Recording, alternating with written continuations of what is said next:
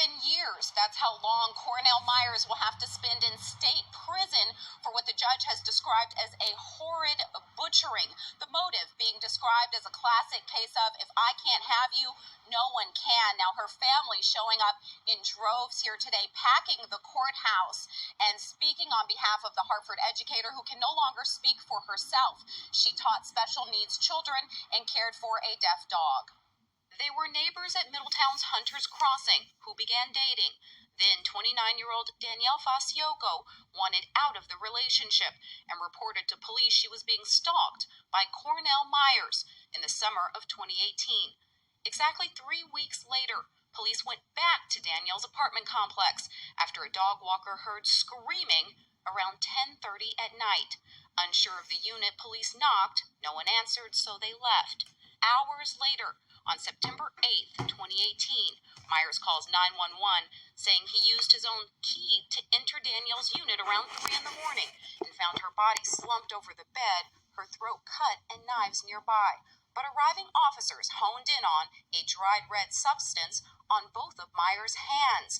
That was the beginning of the suspicion police had about Myers' role in the murder, suspicion that led to an arrest and a 2-week trial. Myers showing little emotion as Judge Vernon Oliver sentenced him to 57 years in prison Friday. He was convicted last November of stabbing Danielle 19 times. Stabbed her in the neck. The defendant stabbed her in the abdomen. The defendant slashed her throat. All within minutes of her returning home from hanging out with educator friends. The city that need teachers stolen for no reason because you wouldn't take no for an answer. Danielle's father overcome with emotion as he looked directly at Myers, urging the judge to show no mercy. Cornel Myers is a coward. He's a coward. He's a scumbag. Danielle's family describing the trauma they now live with. The world lost a beacon of a light when my niece's life was cut short by a cruel act of another. As a teacher and as a person, she led her life with purpose and compassion.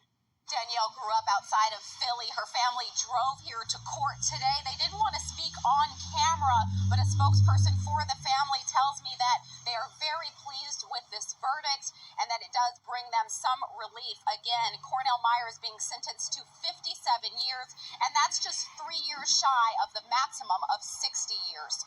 In Middletown, Samaya Hernandez, Fox 61 News.